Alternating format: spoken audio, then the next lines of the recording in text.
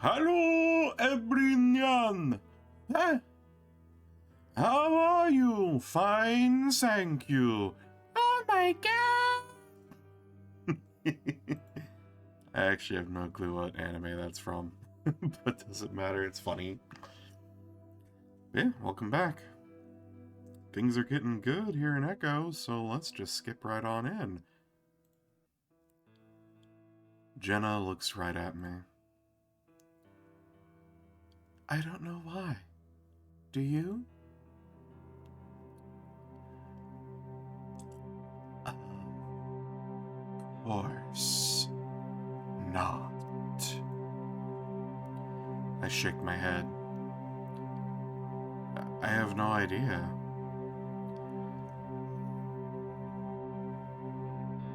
The couch tilts. And so I sort of grabbed his shoulder to lead him back away from the lake.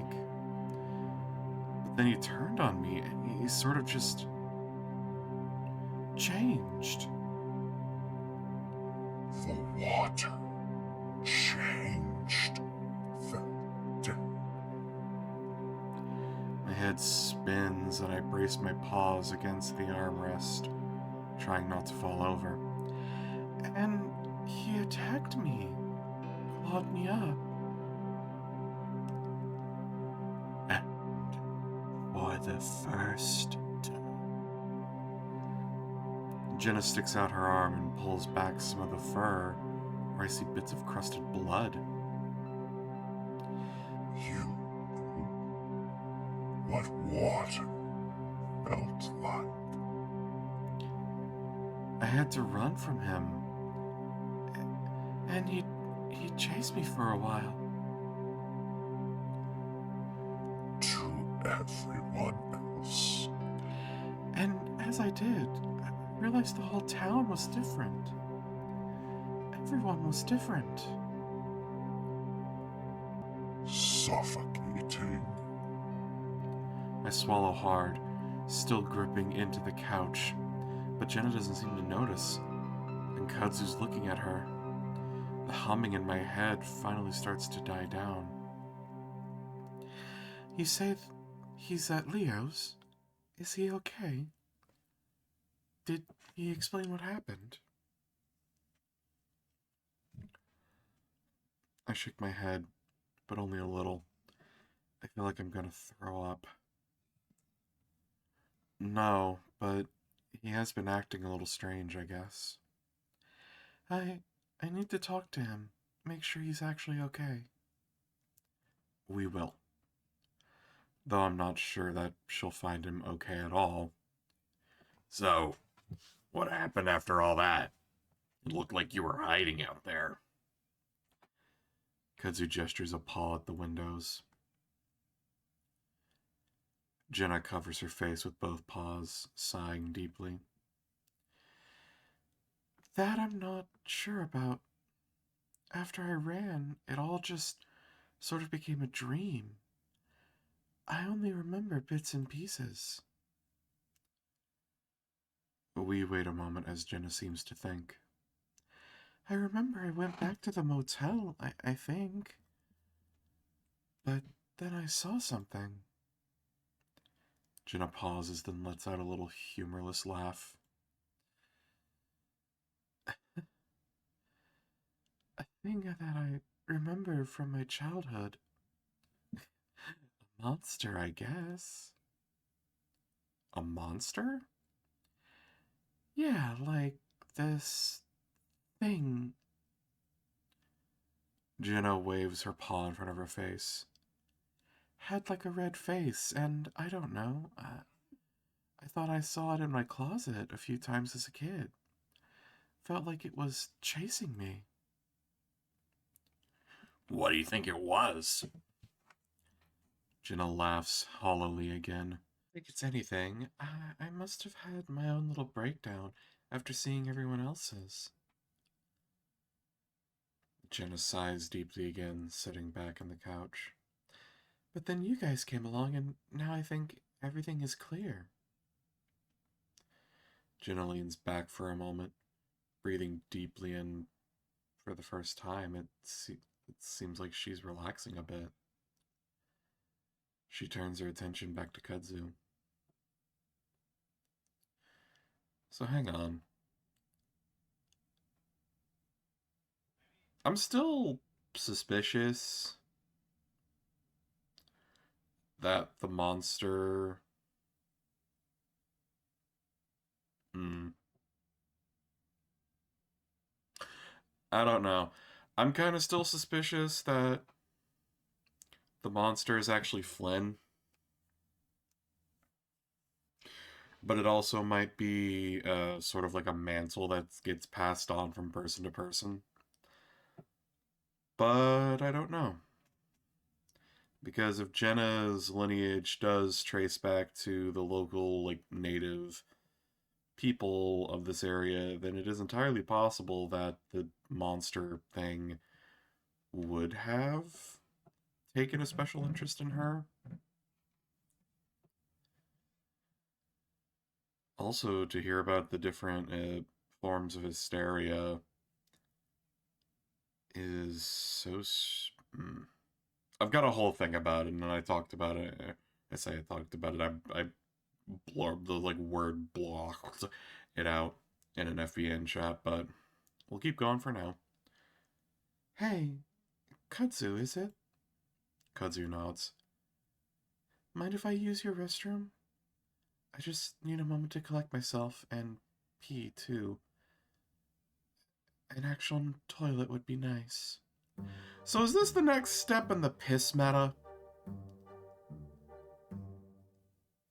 Like, okay, because there's been this joke about, like, Chunter has a plot gland that goes off that makes him have to pee. But it's like, okay, so hold on. So what you're telling me is Chase bumps into Brian and Clint for the first time when Kudzu leaves to go pee and also get the charger. And then Duke is able to run up on Chase and steal the car because Kudzu had to go pee. And now I guarantee you some shit's about to go down because Jenna has to pee.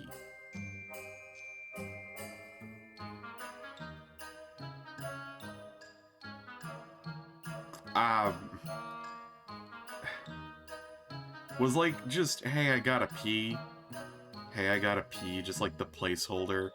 And you're supposed to like control F, P, and go back and like change the friggin' reason why these characters had to separate themselves and like leave the scene for a second. Like was this just a placeholder and you never got back to it? Oh, yeah, it was right there.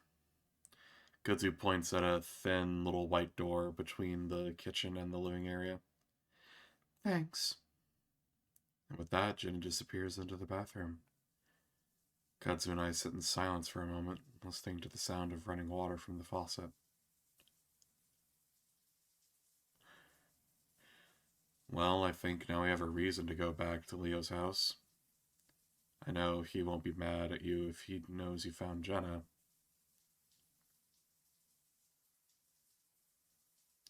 I don't know about that. But yes, we're gonna have to go back with her. I'll talk to him first, in case he's still out of it. Again, thanks.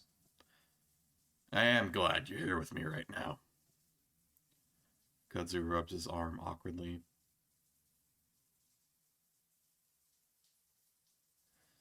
I get panicky when things get physical, which they have a lot lately. Once again, if you're already in the headspace chases your partner, which Leo is, and if you're in the headspace that Chase might be cheating on you with Kudzu, the sentences have a double meaning.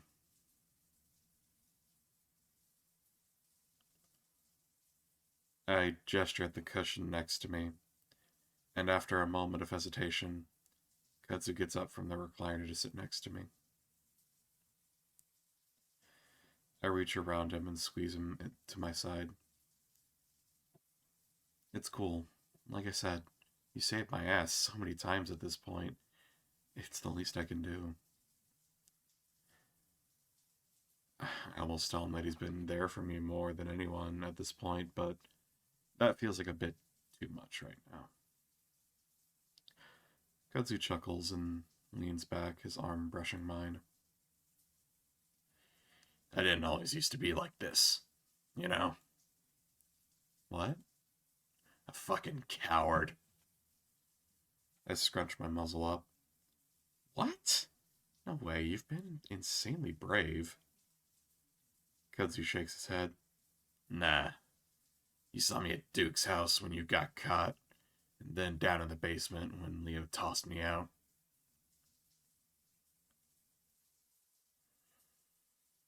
Those are all great reasons to have been scared, Kudzu. You still faced all of it.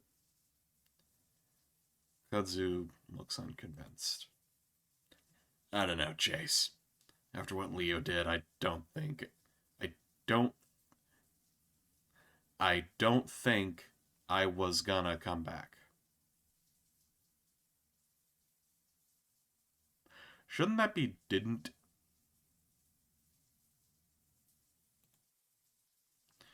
I shrug. Well, then I'm glad I came after you then. Kudzu's quiet for a moment, then he chuckles quietly, leaning his head back to stare at the ceiling. What? Just. I moved to Echo to get away from stuff like this. Kudzu shakes his head. Now look at what happened.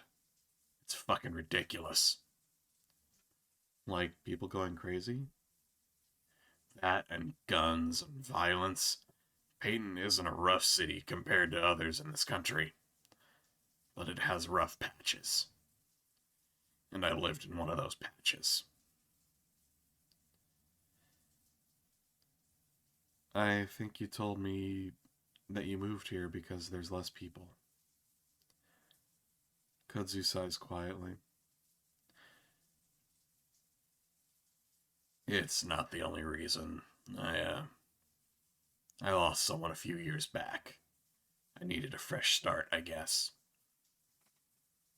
The silence drags out for a moment as I contemplate that. You know, again, this is another part where it's like we've heard this already, so I've got two explanations for that. Either, one, this is like the part of the updates where it's like you have to remind people, like in episodes of a TV show, you have to remind people that shit happened every so often because of the length of time between them. Or quite possibly, Chase just got banged on the head too many fucking times. My eyes drift to the picture frames by the love seat, to the ones where someone had their arm around Kudzu. In it, I see a hare, smiling just as toothily as the raccoon next to him, a good head taller than his companion. But now look where I am. I snap my eyes back to the raccoon, not wanting to be caught looking. I don't know what to say, so I just settle with, we're gonna get out. Just gotta listen for that train. Uh-huh. Kudzu has his eyes closed, so I lean back too. Despite all the shit going on outside, there's something really peaceful about being here, next to Kudzu in his neat little trailer. We sit there a while, listening to the soft rush of running water.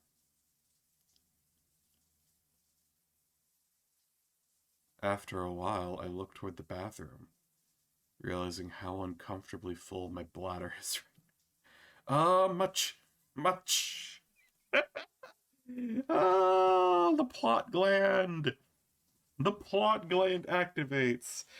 Also, bruh, not gonna lie. Oh, excuse me. Bro, I'm not gonna lie. I wasn't too suspicious until just now, but it's like, wait a minute. She turned the faucet on as soon as she got into the frickin' bathroom. Nah, Jenna's gone. She's out a window. She's fucking gone. Listen, I gotta take a piss. Again. Kudzu smirks at me. Well, yeah, it's been a few hours. I pee a lot anyway. Oh, yeah? Very good to know. Yeah, I'll be right back. Kudzu's joking demeanor suddenly drops. I don't know. I think we should stick together right now. Remember what happened last time? You wanna watch me? Kudzu pauses. I'll stand in the doorway, alright? Just go by the side of the trailer. Alright, alright.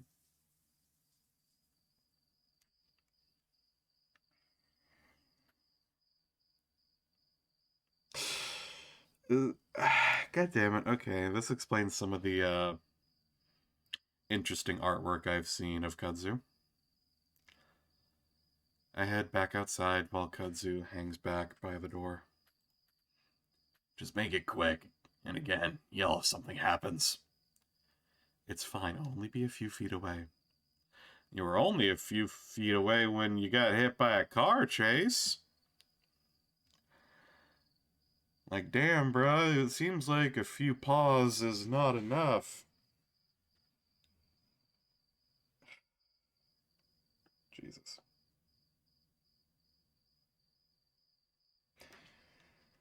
Once again, just classic horror movie character making stupid decisions. Like, bruh, just be like, hey, Kudzu, I know this is like really gross, but I need to pee, and Jin is still in the bathroom, but going outside is a really bad idea. You have a sink, right? Or do you have a bottle of water? It's like that's the upside of being a guy, you know. We get the distinct advantage of being able to directly aim.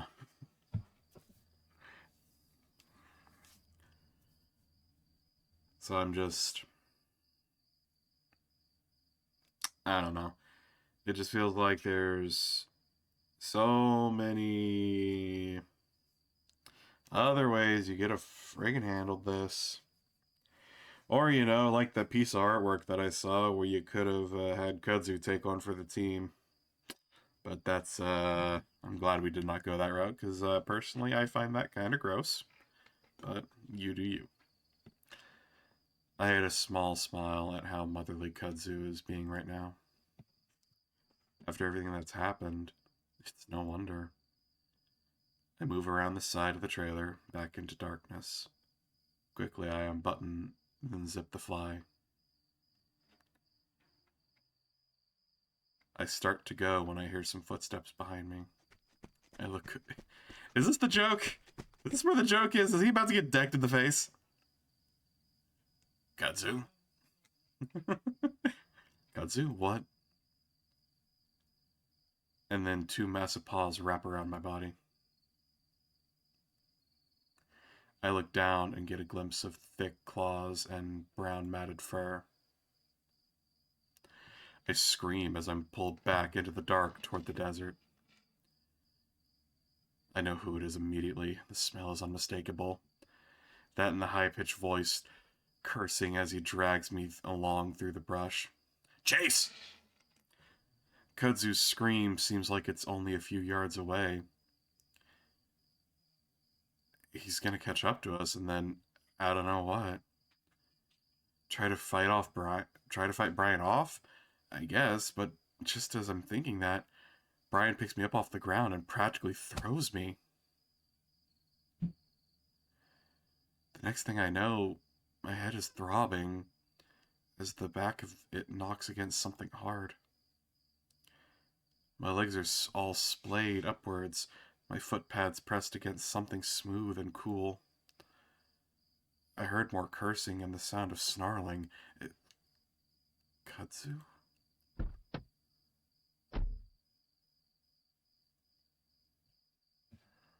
Then I hear the sound of a car door slam, and I realize I'm in a truck, my feet pressed against the windshield. Brian's massive bulk squeezes in next to me, and I feel the truck accelerate. The backside wobbles back and forth in the sand as it tries to find purchase on the ground. Ugh. Okay, I've been trying to be positive on the videos as much as I can, but I'm not gonna lie, this route is starting to really try my patience. Because this feels a lot like there were too many cooks in the kitchen. Maybe not too many cooks, but there were too many ideas that they tried to squeeze into this route. And it's like, I get it. If the original concept was that if you are trying to have a route where everybody fucking touches base on this route and you get like the sampler platter. I just take fucking issue with the fact that when it doesn't flow well, and personally it feels like this is not flowing well. This is just at this point, it's feeling fucking convoluted. Especially with the piss jokes, the piss meta joke, where it's like, okay, cool. We get introduced to Brian and Clint with Chase alone. That's fine. Kudzu has to pee. Kudzu has to pee, leaves Chase alone. Chase gets hit by a car, basically. Alright. I'm gonna defer to the second Atlantis movie, which for those of you that don't know, just to really cap it off, Disney would try this thing where if they had a movie that they were like, it did good, but maybe animated series? Question mark. So they would create a second like follow-up movie that would be like the first 3 episodes of a possible animated series, and that's what the second Atlantis movie was supposed to be. And honestly, I loved it. I thought it was super cool, and I am so sad we never got the Atlantis animated series. But anyway, uh,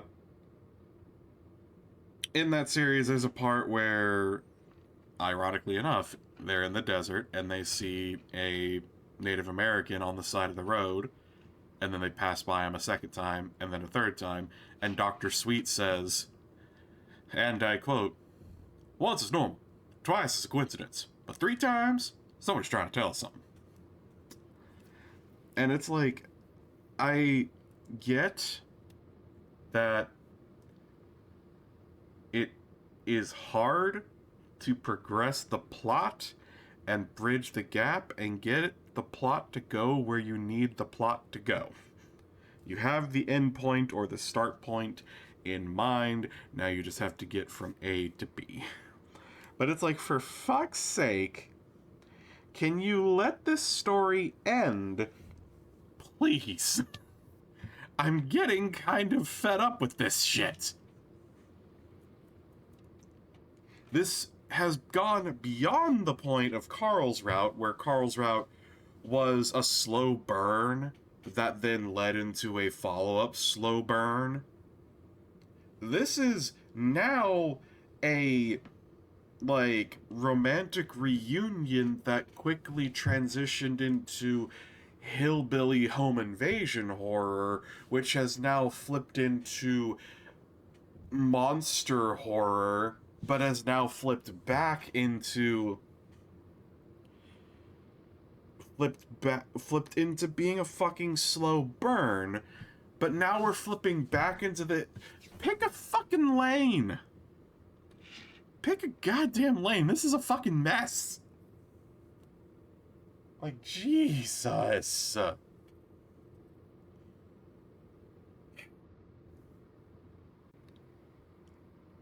Also, I don't even know why Brian is here. Brian better have a good fucking reason why he's kidnapping Chase right now. Instead of, oh, I don't know, either being so pissed off at Chase that he just kills him outright, or, you know, taking Duke's, like, line of thought to heart and being like, oh, you see, it's the otter's fault. Therefore, if we kill the otter, this will all end. Like,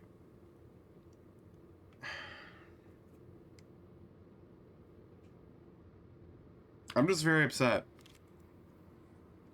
I'm very upset. It feels like Carl's route was thought out. It had minimal mistakes, if any. And now here in Leo's route, it just feels like they're meandering.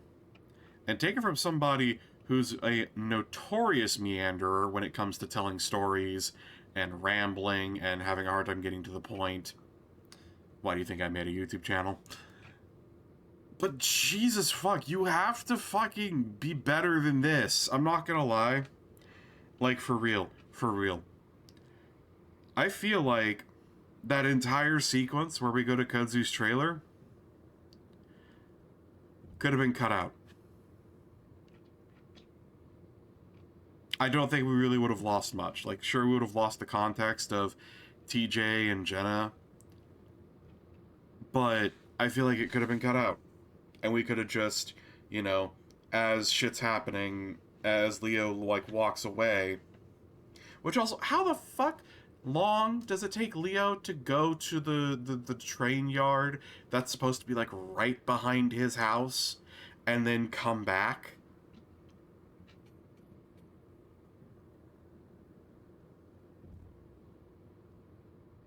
Whatever. Whatever. I'm going to try and stop questioning it. We're just going to move forward. But then we find the road, and I'm pressed back in the seat as Brian steps hard on the gas. I scramble upright into a seated position, pressing back as far as I can against the door away from Brian. He doesn't seem to be paying any attention to me right now, with his eyes fixed on the road. My heart hammers in my chest. I can't even start to comprehend what's just happened to me. Is this real? Am I dreaming? How did I end up fucking things up so badly again? Well, it's because you're a fuck-up, Jason. You know, I was trying to be positive, being like, oh, you know, it's okay if you're not good at the one thing you're supposed to be good at as an otter. Fuck you. You're a fuck-up. Brian takes a hard turn, and I almost tumble into him. In a panic, I kick my feet against his side, keeping myself upright against the door. The big bear grunts and glances at me before fixing his eyes back on the road. I quickly draw my feet back, pressing my knees against my chest as I try to hold onto the chair to keep from falling over. I realized then that Brian must have been waiting for me, waiting outside Kudzu's trailer for a perfect moment to grab me. I'd given it to him idiotically by skipping outside to take a piss, the result of which I can smell wafting up from my pants. I don't care, though. Everything is numb right now, and my mind is racing, trying to figure out how I'm going to get out of this. My paw automatically reaches back to pull out the door handle. It's locked. My paw feels along the door looking for the lock. My fingers pass over a small hole where I assume it should be, but it's smooth. It's like the nub for the pop-up lock is missing, or that it's been cut off.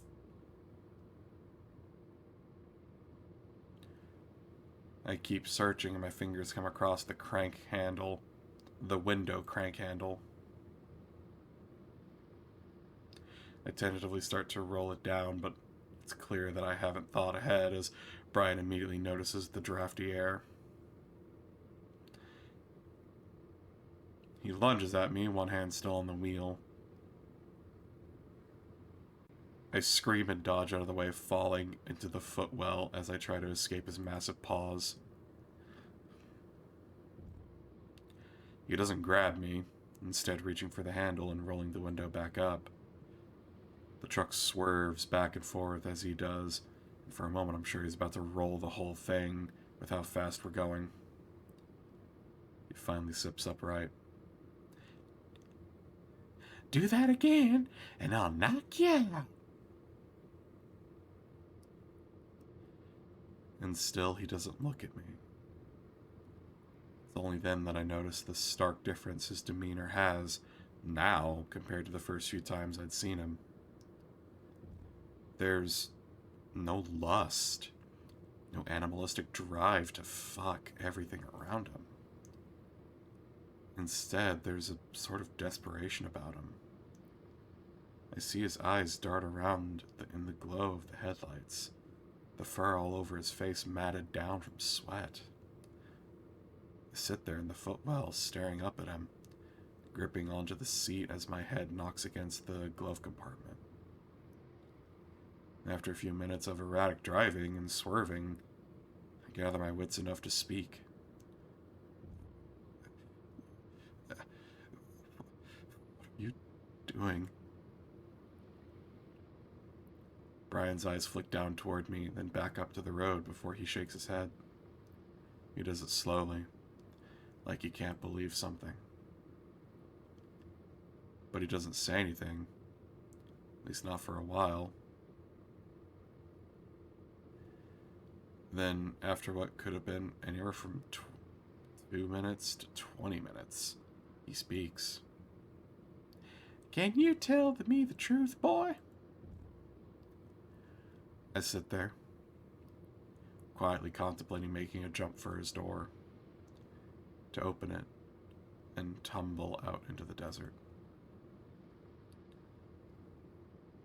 If I wasn't injured badly enough, or if I even survived for that matter, maybe I could make a run for it.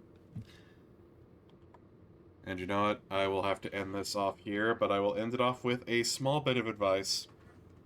Now, do not leap from a moving vehicle. Do not do it. You will get hurt. You will be injured. It will be bad. That being said, in the instance that you absolutely must, I have heard two things, and please, if this is not correct, correct me in the comments. I would love to be corrected. But if you must leap from a moving car, I have been told roll. And that's typically a good thing, you know, if you're suddenly gonna like start and falling, tuck and roll. Roll up and like curl up into a ball and roll. Let yourself roll. The other thing I've heard, which I've actually put to some minor application, is step. And what I mean by that is basically, as you're getting out of the car, take a step. And that immediately kills a lot of your momentum, and then you curl up and roll. Because there ain't no way you're going to keep your balance enough to, like, stay upright. And remember, a fully grown adult human, if you fall, if you fall, like, they're standing upright and fall straight over and hit your head, that's it. That's all it takes to kill you. So, you know. So, if you take a step, it kills a lot of your momentum, and I apply that at work because sometimes when I don't feel like waiting for the machine that I drive to slow down, I'll turn and do like a half circle and step off of it. And it really does kill a lot of your momentum instantly, but once again, that should be measures of absolute last resort. Do not get off, like, jump off of a moving vehicle. So, thank you all so much for watching. I hope to see you in the next one. Have a good night, guys.